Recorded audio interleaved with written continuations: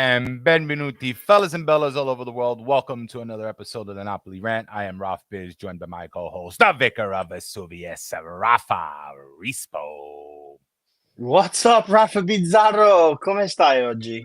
Ciao, bello, tutto posto. Welcome, Rafa. Welcome to everybody in the chat as well as our audio listeners. Let's get this rant on the road, but before we do, the Napoli Rant is brought to you in part by Napoli Club Toronto. Yes, thank you to our boys at Napoli Club Toronto for sponsoring this segment. Guys, big defeat this weekend. Fiorentina, Vincenzo Italiano defeat Rudi Garcia's Napoli 3-1 at the Stadio Maradona. It was a big loss. Tons of emotion. Rafa, crazy thing. We got to talk about this game. There's lots of emotions flying in the air, but there's somebody to help us talk about this tonight. Is there, Rafa? There is somebody. You call me the Vicar of Vesuvius. This man gave me that nickname. He is the host of CalcioCast. You can subscribe to his Patreon, him and Kay Murray. And he is also obviously CBS Golasso analyst, Serie A analyst, commentary, everything. It's one and only Matteo Bonetti. What's up, brother? How you doing, guys? It's always so nice to come in, but this time it's not the same circumstances. Normally it's been positivity. We've been talking about, the full body tingles that this team gives us. Now it's a more somber mood, I'd say. So we got to break it all down. We did the studio coverage for this game. We couldn't believe our eyes when we were all watching it together. What we were seeing, the decisions during the game. Guys, I feel your pain. I'm not a Napolitano. I'm not a Napoli fan. But I love the city. I got to go there for the first time back in March. Got to go to the Maradona. I know how much the fans care. So I feel like I hold a special place in my heart. And also my DNA test says I'm like 50% from Campania. So I got to have some sort of, emotion towards them. So, guys, I hate to see what's going on right now. I never thought it'd be this bad this early. Yeah, Matteo, it's not good. I thank you again, but thank you for coming on and sharing, your thoughts with us. I saw your commentary yesterday on the studio show. I saw your tweets today, and I thought to myself, who better to get on here to help us rant about this because, you feel what we're feeling right now. You after watching what we did last season, to come in and see what's going on here, it's like there's this glimmer of hope after the bad start, and then it just all goes away, in one felt swoop. We had that near perfect performance against Real Madrid. I'll go that far, barring a mistake that led to a goal that led to another goal. Does that mistake happen? If that mistake doesn't happen, I could sit here confidently and say that Napoli have a real chance to win that game. And that's going to happen on a pitch against Real Madrid every now and then. Even Osimhen's miss, at 1-1 in the second half, the one-on-one against Fiorentina, that's going to happen in games, right? But and then you always, you think maybe the team talked to the manager and they had this agreement and the discussion about how things are, things should be and the way we should play and, let us be a little bit. We had a whole show last week about maybe he's letting them be. And then, he pulls a stunt like he did again yesterday. And not only was I infuriated, Matteo, at the Osimhen substitution, but I was really, really pissed that he substituted Politano when he did, because if you look at the numbers and you look at the, yes, and you look at the what he was doing on the pitch, Politano had no business being subbed off there yesterday. And he's another guy in a series of players that are visibly upset with the decisions that he makes. And what's going on? Why is this happening? So when we were in Napoli, right, and we got to go to Castel Volturno, where your boys train, and we got to meet and sit down with Luciano Spalletti in his office.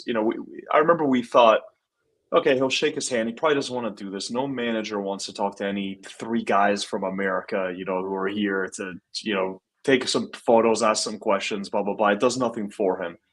I was shocked when he brought us in his office, and the way that I saw him greeting the people that worked for Napoli, we saw some of the players, warm embrace with the coach. You could tell that they all loved Spalletti, and Spalletti loved them. Spalletti genuinely loved coaching, and he loved it so much that I think it took a lot out of him. That's what he said. He said, if I wasn't doing this, I'd be just as passionate coaching my kids' game on the weekend, which is amateur game. So he put so much of into it. He was actually a pretty good man manager behind the scenes, even though I don't think that's what Spalletti's known for. So I think he got the best out of these players, right? Players like Lobotka. Think of a guy that Gennaro Gattuso didn't play, right? Said he was chubby, said he was out of shape. Zielinski playing out of he was, but it doesn't matter, right? Gonzalo Higuain was chubby when he scored 36 goals, and DeLaurentiis said he had a brick around his waist, and yet he tied the single season scoring record. So where am I going with this? Rudi Garcia comes in.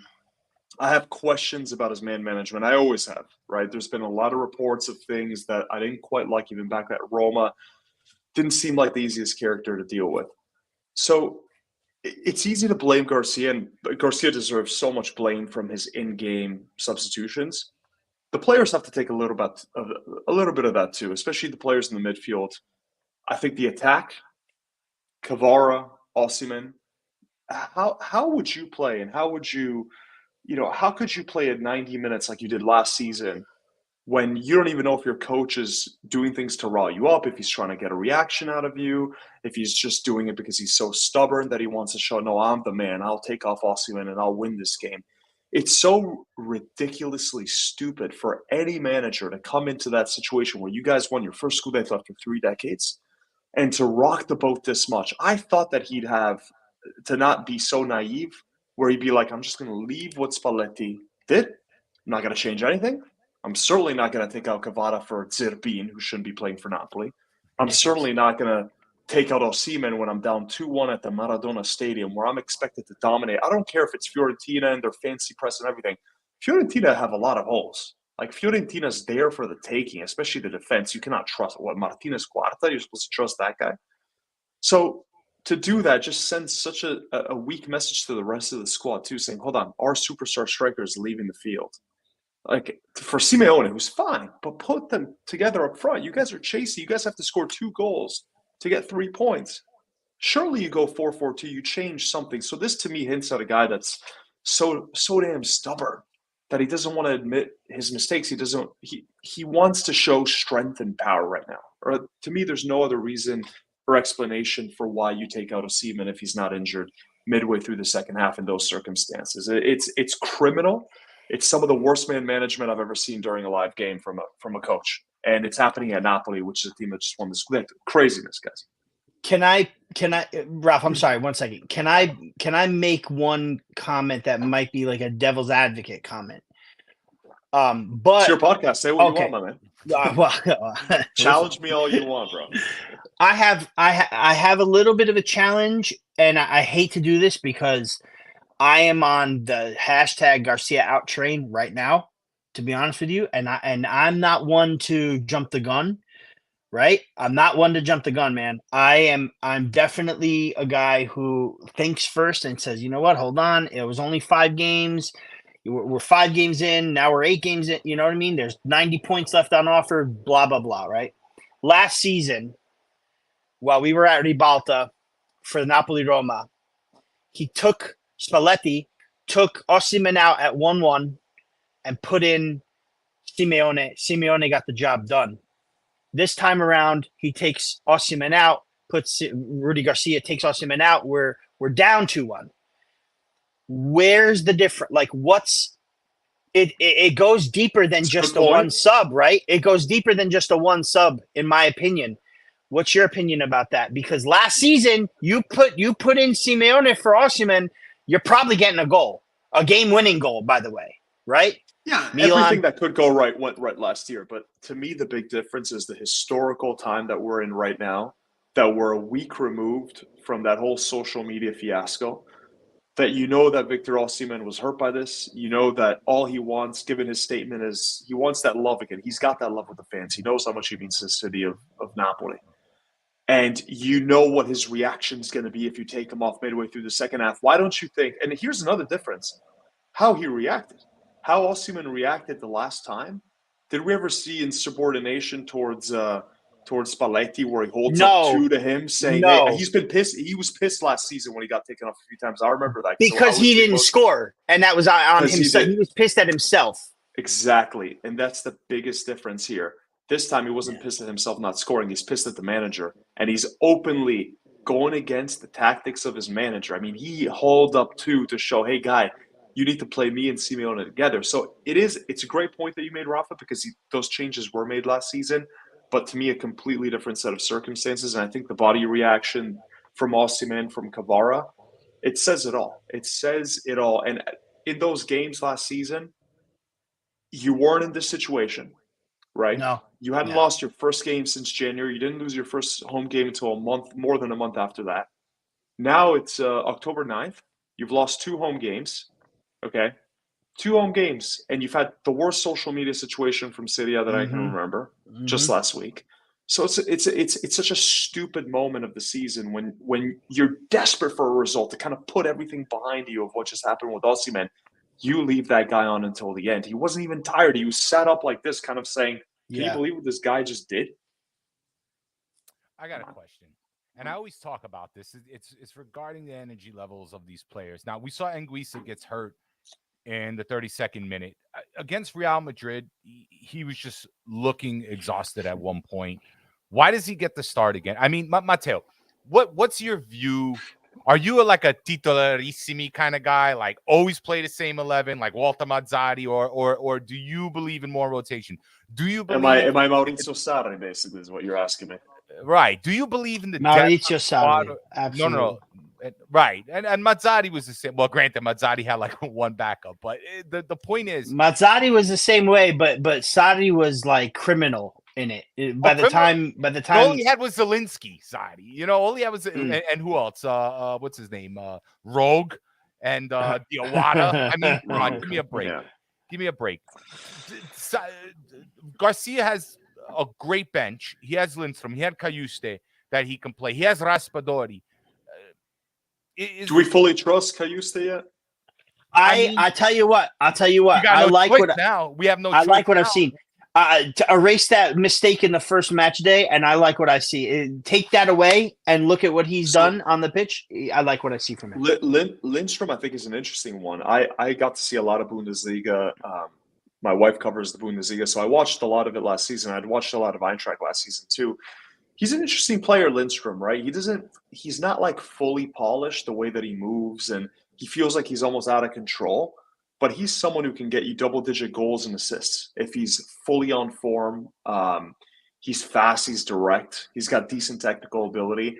Ideally, in my ideal setup, you have him on the right every game, cuts inside a little bit more, right? He's not really a winger, Kvara, Osimhen. And then in the midfield, to me, I stay with the guys from last season because I want them to work through it. And I think that part of the bad form that you're seeing from certain players, like we haven't seen the real Zambo Anguissa, I think a lot of it might just have to do with this Rudi Garcia situation, maybe the vibe behind the scenes, because what you're seeing on the sidelines probably spilling over into the locker room, right? And imagine what the vibe was after the TikTok thing with Osimhen and the players, just how tense it must have been in the air, right?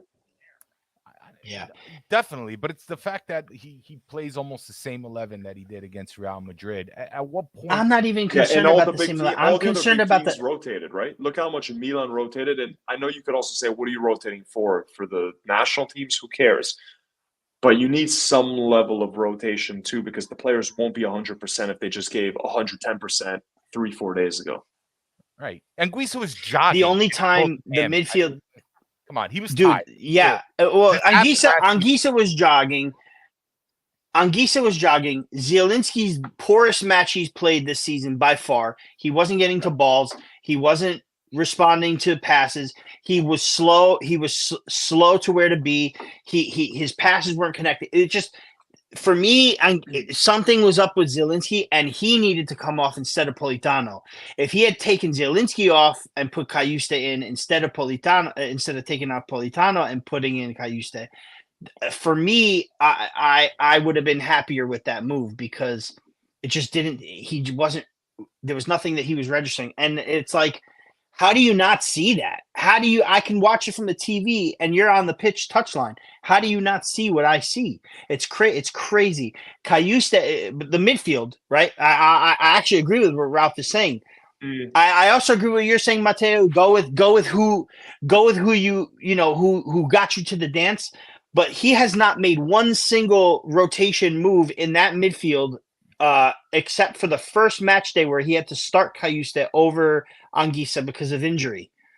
Since then, it has been Anguissa, Politano, Anguissa. Go ahead. Sorry, I think in the kind of game that it is, if everyone's healthy, I wouldn't even think twice about putting someone like Elmas as the third central midfielder in a game against Fiorentina. Fiorentina, where that's what I'm saying. That's what I'm saying. There's so many options on the bench. Just that kind of game that's going to be tiki-taka, that you know what Fiorentina is going to do. They've got all these like little tiny technical players. I think you can fight fire with fire, because at the end of the day, Napoli can do that better than Fiorentina can. Like, Napoli did what Fiorentina is doing this season better than they did last season. So we know they can play that style when you've got Lobotka, Zielinski, Elmas, Lindstrom, Osimhen, Cavada, the fullbacks flying forward. That team is way better than Fiorentina objectively, and they can play that possession style objectively better and keep the ball away from Fiorentina. The question I have, and the thing that I go back to where I think Napoli made a mistake, and this has nothing to do with Rudi Garcia, is the summer transfer window dealing with the center backs. I don't trust Ostigard. Nathan could go on to be great. We don't know. I've seen certain flashes where I'm like, okay, like I can see now what Napoli saw in this guy from the South American League. But there's a reason he didn't start the first few games of the season, because I don't think they knew what he was going to do at this level. It's such a massive step up. That's where I wish Napoli said, okay, with that Kim and Jay money, we'll get Nathan, but we'll also get a Milenkovic from Fiorentina, or a Per Schurz, the guy that Bologna signed, who's pretty good at the back. I forgot his name, the Dutch guy.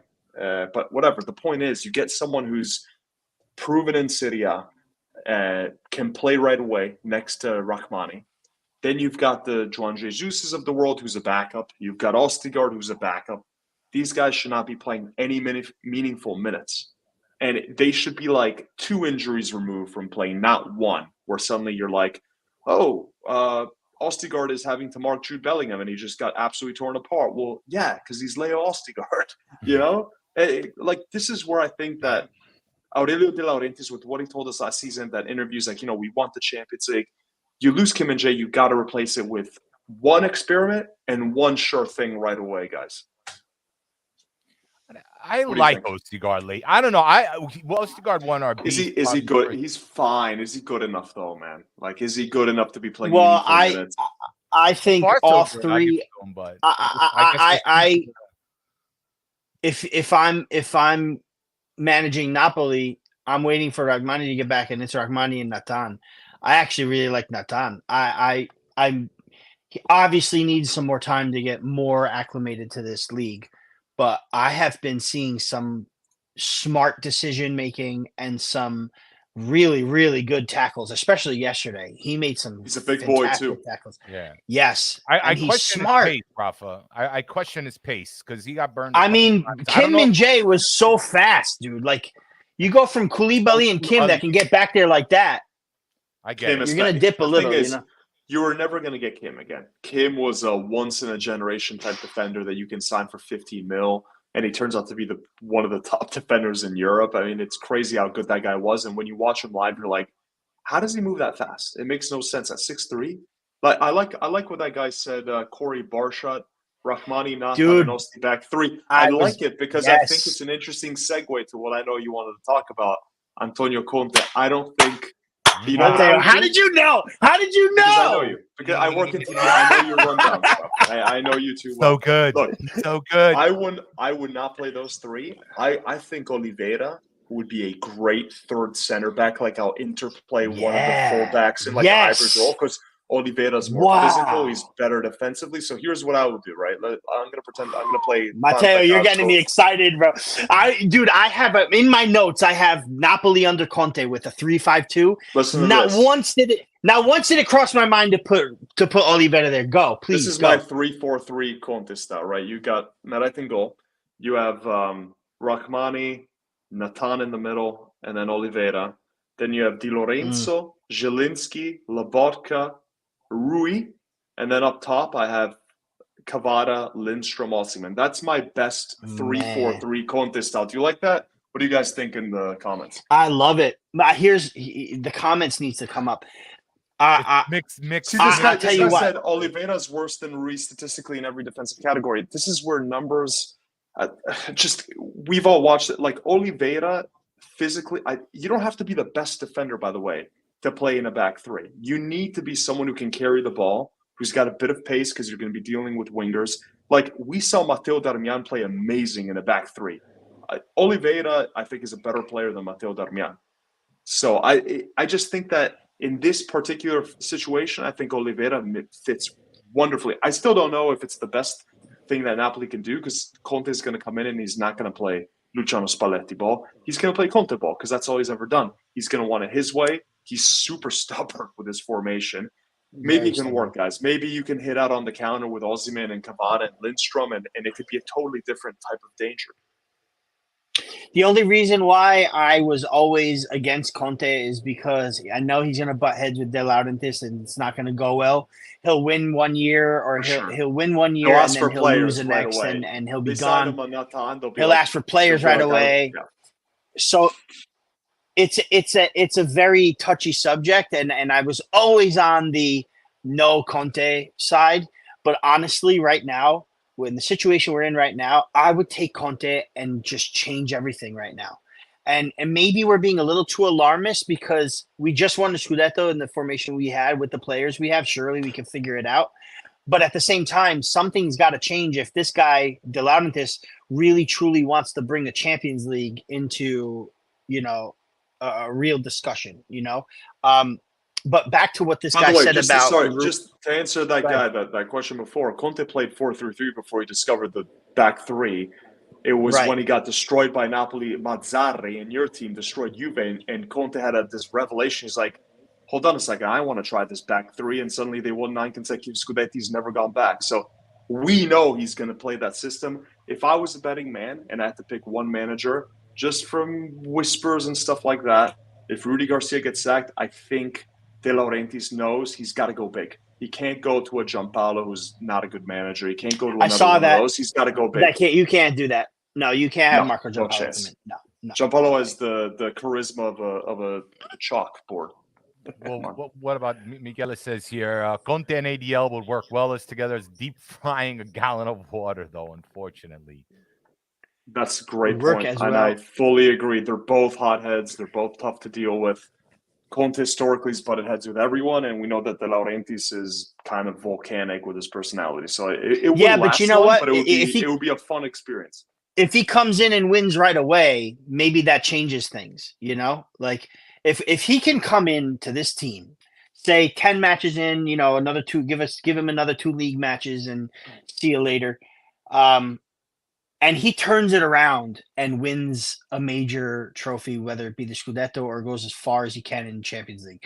Does that maybe somehow change ADL's vision and kind of gives him a season where he goes, okay, what players do you need to fit this?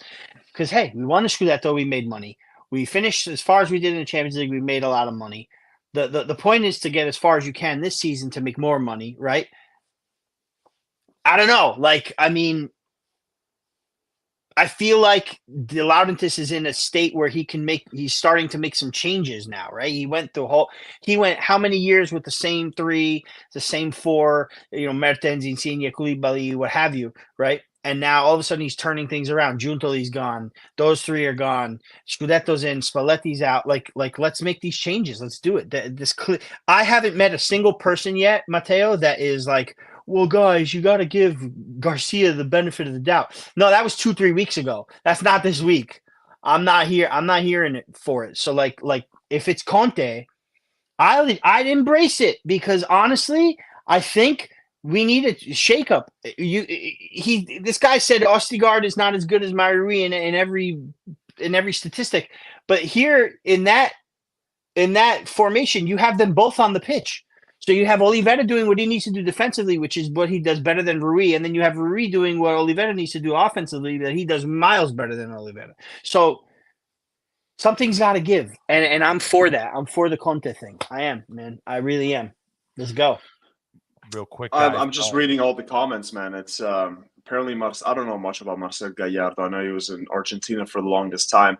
There are good points, though, about how much Conte would cost. That would be a tough pill to swallow for sure for DeLaurentiis. Maybe Tudor is the best of the bunch that is more realistic financially.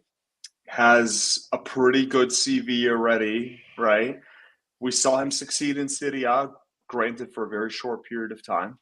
Maybe Tudor could work, but again, it's another experiment, kind of like I didn't think Rudi Garcia was going to be this bad. I thought it was a clear downgrade, but I thought, look, they're not going to win Scudetto again. Rudi will just kind of ride the ship to get top 4 again, and they'll move on to something else next season. But I didn't think we'd be sitting in October and looking at a team that is in the top 6 and saying the manager's going to get sacked. It's crazy, especially when you've got like Roma and Lazio that are doing way worse.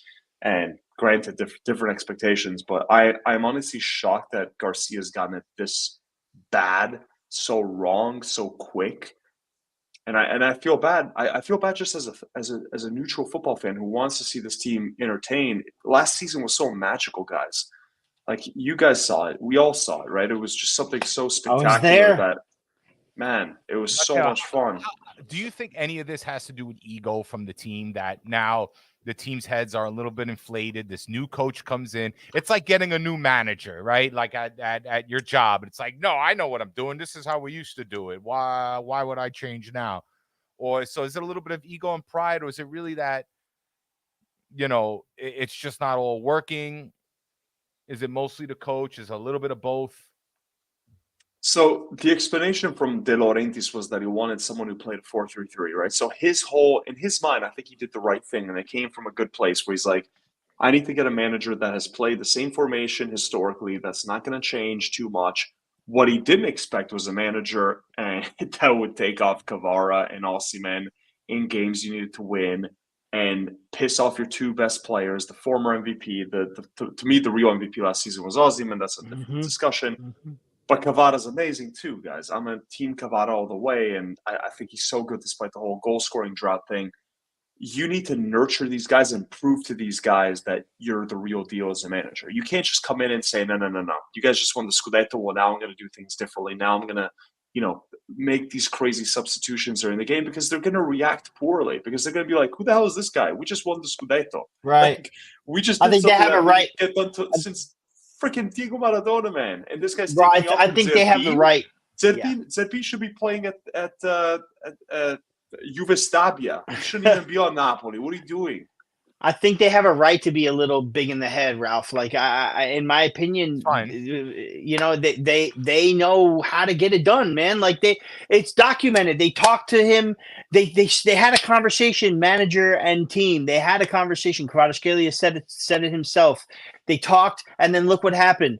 Destroyed. Who was it that they beat 4-1? Udinese, and then they destroyed Lecce, who was really red hot. I know it's Lecce. Cream always rises to the top. They'd fall back down to earth, but at the same time, it's still a team that won every home game so far, and they freaking dismantled them. And then they go to the Maradona to play Real Madrid, and they played them off the park. And it was a 98 man. I don't blame Meret for this. I don't blame him. Matteo, there's a lot of Napoli fans that are blaming Meret. Yesterday, he was atrocious. Fine.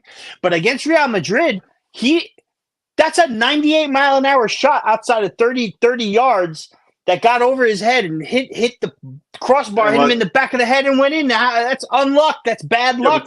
And that's go ahead. That ball took a deflection, didn't it?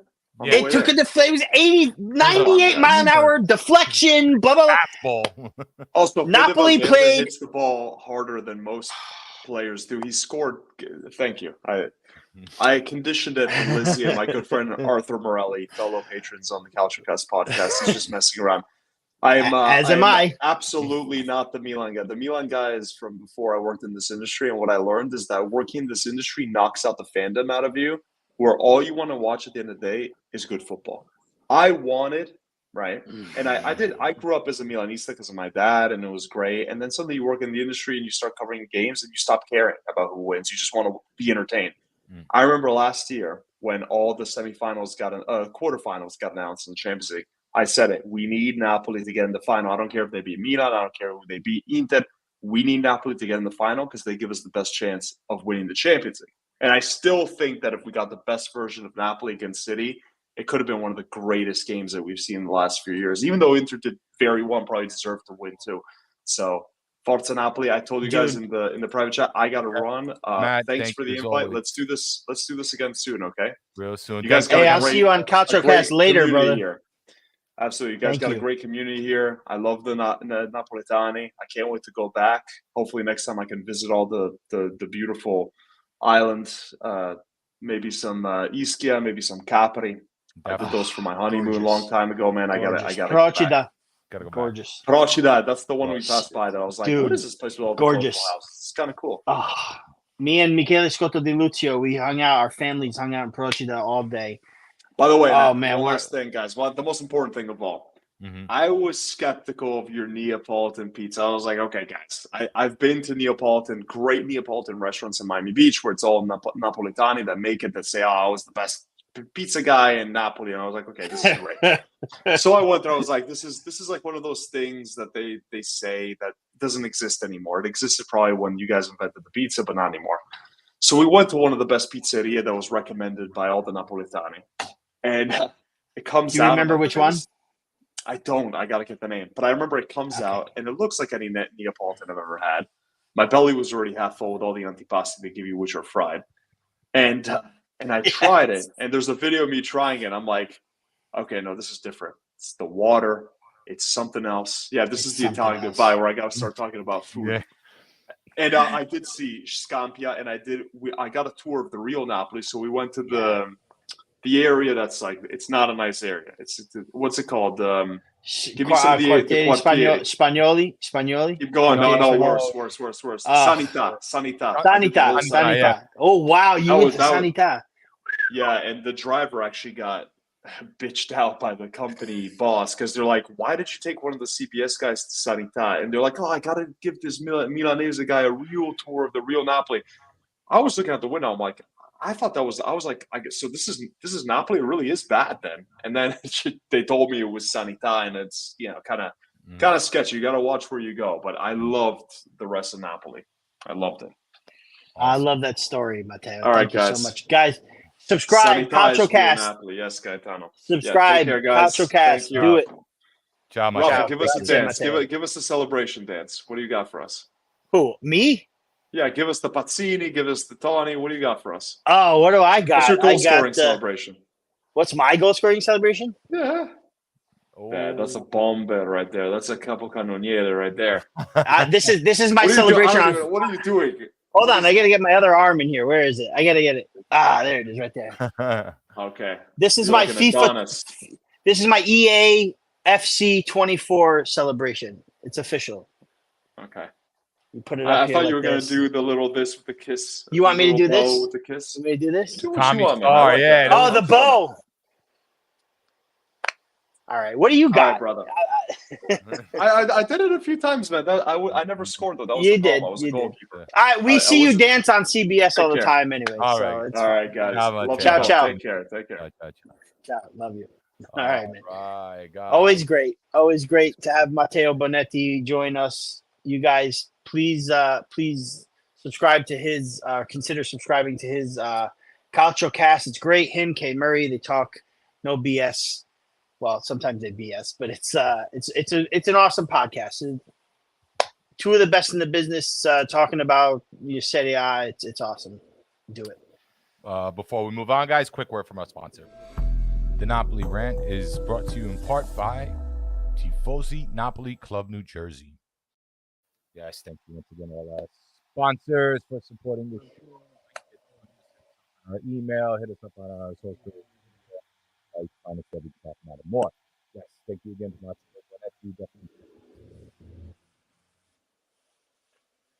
Did it happen again, Rafa? It did. Again. It's happening now. It didn't happen at all with Matteo Bonetti was on, so thank God for that. Thank God for that. My computer froze a little bit, of course, but Nah, we're good. It's all good. Saying thank you to all our sponsors once again. Tifosi Napoli Club New Jersey, and definitely our boys at Napoli Club Toronto. Guys, check it out. I know, no problems. Anyway, I need a real mic. Ralph. But anyway, we gotta do beast of the match. I mean, I know we lost, but I mean, there was one. There was one, guys. We want to know what you think, guys. Beast of the match. Let's put it. What's the name of it's Couchcast, right?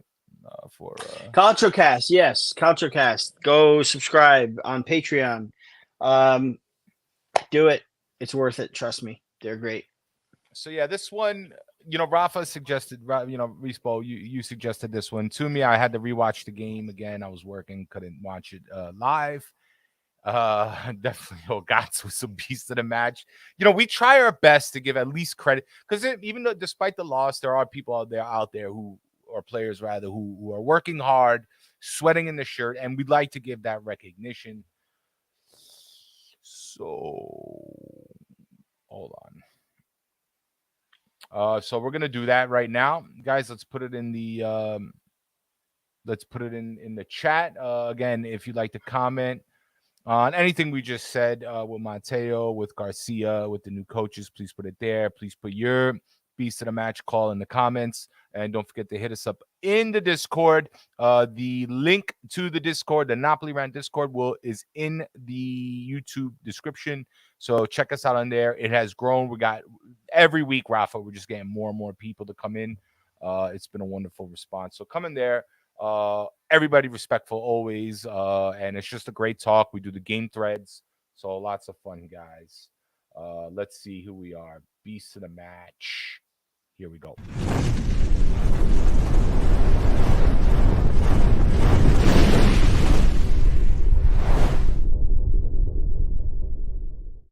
And the winner is, yes, guys, Victor Osimhen. Beast of the match for match day 8, Napoli versus Fiorentina, despite the loss. Rafa, take it away. What'd you think? Well, I thought, he had some energy. He had energy. He had some good passes. He really pressed hard. He caused some mistakes from the defense. He almost scored a goal one-on-one, and it was from a mistake from the defense that he helped create. And he did actually take the ball from Zielinski and said, I got this. He drew the penalty, which was a smart play, very smart. He anticipated, who was it, Parisi, getting the ball back to the keeper, and he made that huge leap to try to get the ball, knowing he could draw a foul, did it, got the penalty, took the ball and said, I got this, and he buried the shot past the keeper that I can't remember his name right now. Is it Tedicciano? Was that him? I don't remember who the keeper is. But anyway, he got the ball past. He did his thing. And you know what? Contrary to what everybody's saying, I think he was maybe less agitated that he got subbed off, but more upset that, what are we going to do now, right? You got me, who's a dynamic, who's playing good. What are we going to do? I've seen him get more upset at a substitution, but you could tell by the looks on the side and the face that he gave, and the kind of whispering to Anguissa and Elmas on the dugout, but after the match, that he was clearly upset. And I just think that he did really well. He put in a lot of effort. He didn't deserve to get subbed off. but while he was on the pitch, he was my man of the match, player of the match. I mean, he got a highest rating on FootMob for us. Next to Politano, only 57 minutes, got a 7.8 FootMob rating. Kvaratskhelia did really well. A lot of guys. Thank you very much for that, by the way. A lot of guys did work hard, but Fiorentina got the edge of us, and the substitutions were just terrible, and it kind of took the air out of us, really. So, Rafa, you know why I like this call from you? And I asked you initially. I asked the Discord. Big fans of Natan, by the way. But I went with Osimhen. And he did have a great game. But I went with Osimhen because of his sheer will on the pitch, his energy, his intensity. It was beast-like. Had everybody had that same effort and energy, Rafa, I think we could have easily won this game against Fiorentina. Like Matteo said, Fiorentina was beatable. We just didn't have enough. But Osimhen for the whole game was running, pressing. He came back, helped on defense. I mean, you can see his spirit out there, man, and it's contagious at times. But to me, he was the best player on the pitch all around. And he's been great. I know with Real Madrid he got shut down a little bit, but all in all, his emotion on the field never dies. It never dies. And his competitiveness is great. So I'm glad he won this beast. So shout out to Victor Osimhen. Beast of the match, Napoli versus Fiorentina. Congratulations, Victor. I hope brought to you by Cheesebox Sports, by the way. Beast of the match today is brought to you by Cheesebox Sports. And yeah, Ralph, listen, I want to say, a few more words about the game yesterday. I know we took up a lot of time talking to Matteo about Rudi Garcia, and Matteo's that's kind of what. So I mean, hey. Well, listen, that's kind of why we wanted him on, is to get his candid thoughts about what's going on here. But especially after the tweet, he unveiled that DeLaurtentiis is, having a chat with him and representatives about, does Garcia stay on this club? So we'll see how the drama unfolds. But I really feel like in the match yesterday, so in the first half, Fiorentina really kind of gave us the business. They took advantage of some real sloppy defensive play, especially from Meret, and scored the goal early and really controlled the first half. I think Napoli had a lot less in the first half than they had in the second. And second half comes around, and Napoli really kind of, they had the goal scored at the stroke of halftime with the penalty, and Osimhen went into the dressing room 1-1.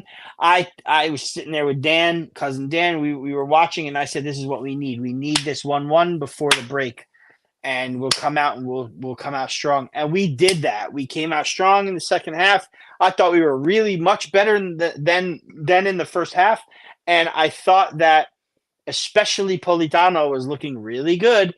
But in my opinion, everybody's getting pissed, getting subbed out. I've never seen them like this. It makes sense, Ralph, because you're playing good and you get rewarded with an early sub.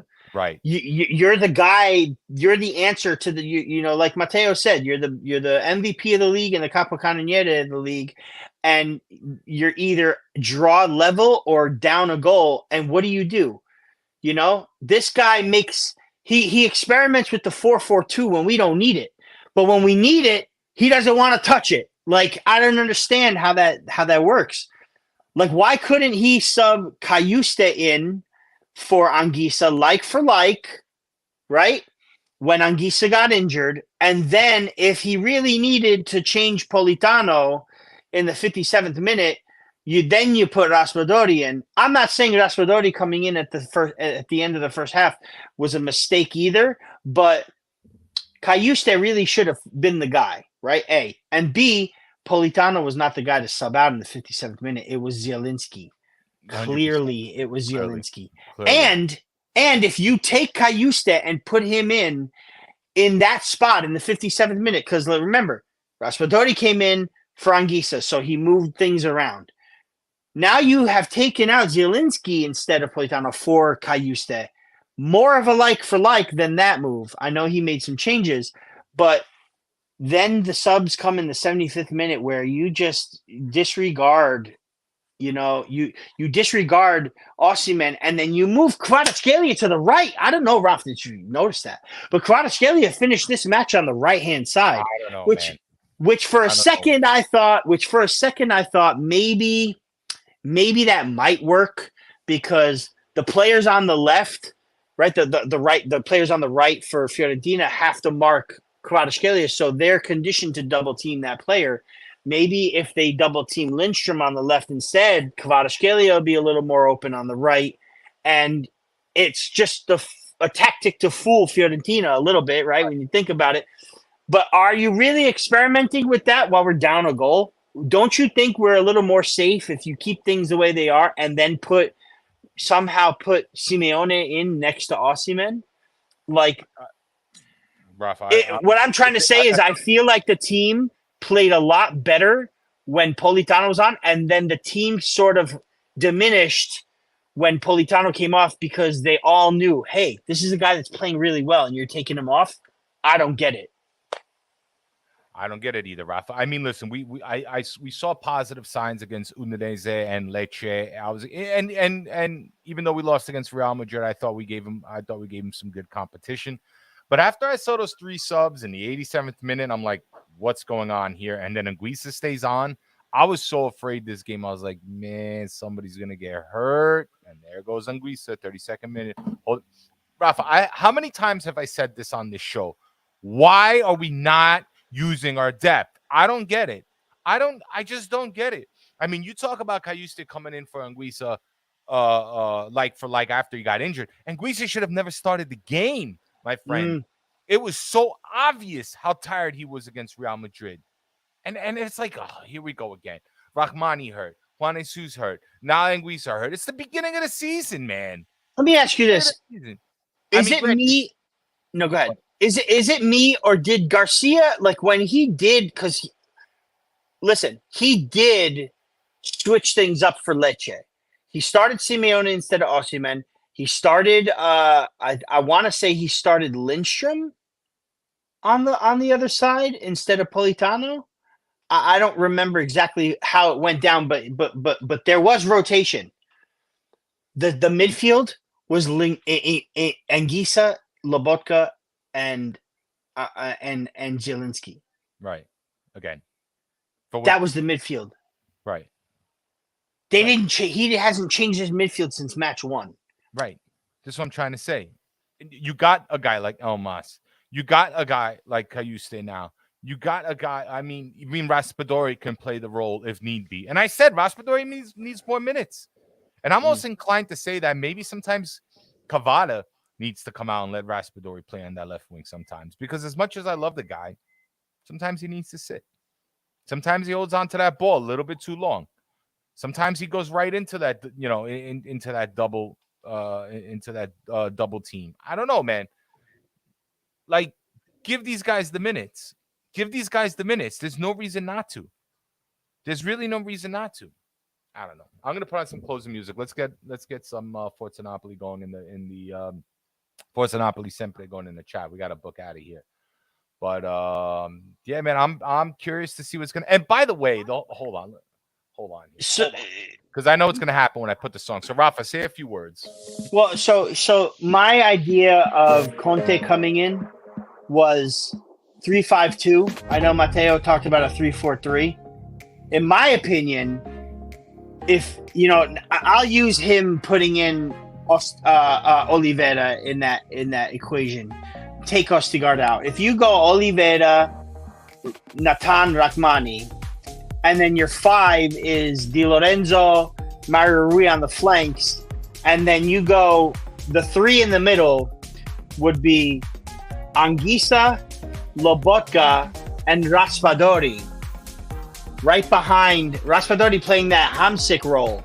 Remember Mazzari with the 3-5-2 where it was Hamsik, Cavani, Lavezzi? How come it can't be Raspadori, Osimhen, Kvaratskhelia? And then you have And then you have, Kvaratskhelia could play like Lavezzi played, right? And then you got guys coming off the bench. You got Zielinski off the bench, or Raspadori, however you want to play it. You've got Lindstrom off the bench. You've got, Elmas off the bench, who can play pretty much anywhere in that role, right? You can now substitute Maruri for Elmas and make it work. I don't know, man. I think there's a lot of different ways that this team could play. If they bring Conte in, I don't think it's all said and done. You know what I mean? I understand there are less players that know how to play that role right now, but Conte's job is to get those players to buy into that and go with that. And I think right now, we throw our hands up in the air and do it.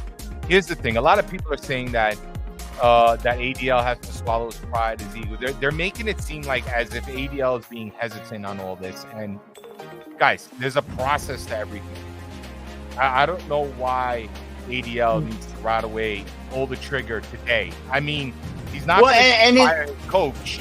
No. Because he's not. But he held a meeting today with the rest of the board and the rest of the squad about, do we continue with Rudi Garcia?